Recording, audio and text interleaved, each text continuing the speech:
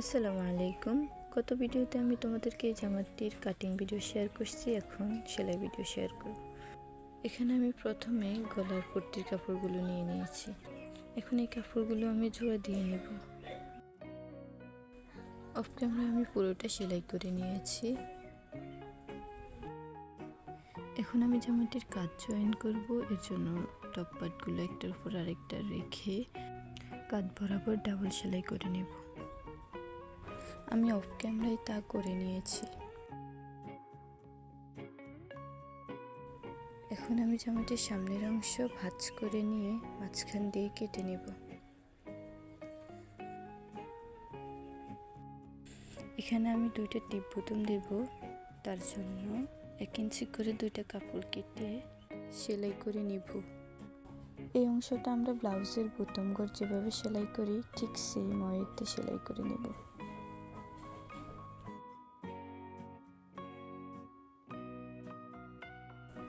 এই পর্যায়ে আমি জামাটির সামনের অংশে যে লেস ছিল তা ঠিকমতো সেট করে সেলাই করে নেব।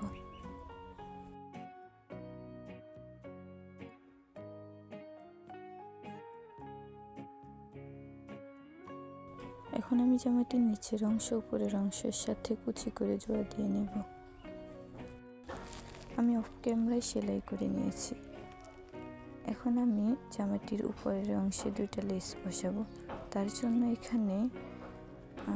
এখানে নিচের অংশে 2 ভাঁজ করে সেলাই করে নিয়ে তার উপরে লেস বসাবো।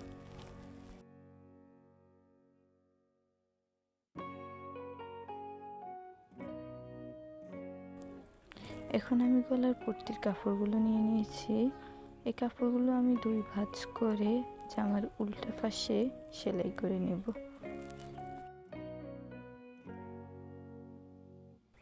আমি অফ ক্যামেরায় সেলাই করে ফিরে আসছি।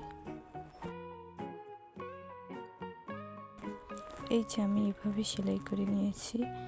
এখন আমি এই কাপড়টা উল্টিয়ে সামনের পাশে নিয়ে তার উপর দিয়ে সেলাই করে নেব।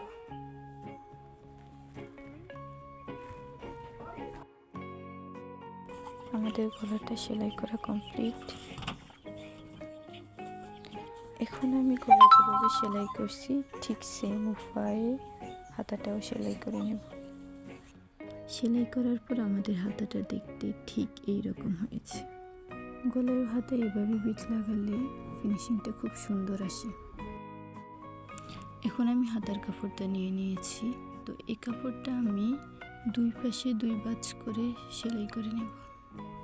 ভিডিওটির এই পর্যায়ে তোমাদের কাছে আমার একটা রিকোয়েস্ট, ভিডিওটি ভালো লাগলে লাইক, কমেন্টস ও শেয়ার করে দিও। আর প্রতিদিন এরকম নতুন নতুন ভিডিও পেতে চ্যানেলটি সাবস্ক্রাইব করে পাশে থাকো। এখন আমি হাতাটির বাঁকা যে অংশ আছে সেই অংশে লেস লাগিয়ে নেব। লেস লাগানো কমপ্লিট হলে এর অপোজিট সাইডে আমি মেশিনে বড় বড় পট দিয়ে একটা সেলাই করে নেব। এই সেলাইটার একটা সুতা টান দিয়ে এখানে সুন্দর করে কুচি করে নেব।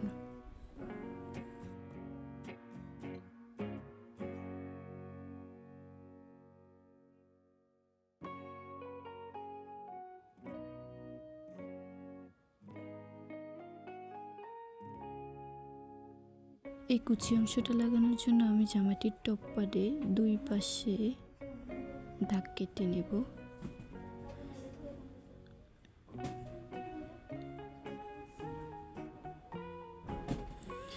এখন এই দাগ বরাবর কুচি অংশটা রেখে সেলাই করে নেব।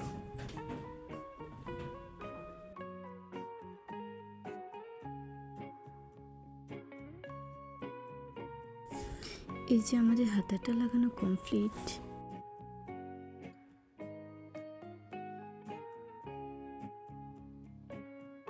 এখন আমি জামাটির পেছনে নিচের অংশটি 2 ভাঁজ করে সেলাই করে নেব।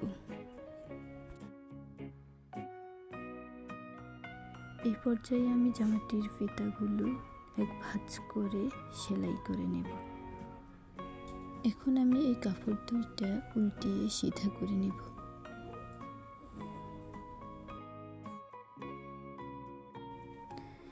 এখন আমরা জামাটি সেলাই করার প্রায় শেষ পর্যায়ে আছি।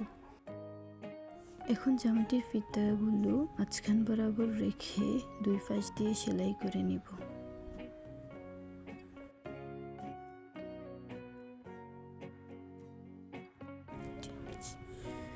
দুই পাশ সেলাই করার পর আমি জামাটা উল্টিয়ে নিচ্ছি।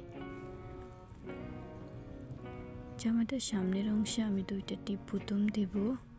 অফ ক্যামেরায় আমি এগুলো লাগিয়ে নিচ্ছি। আর এই হলো আমার জামার ফাইনাল লুক।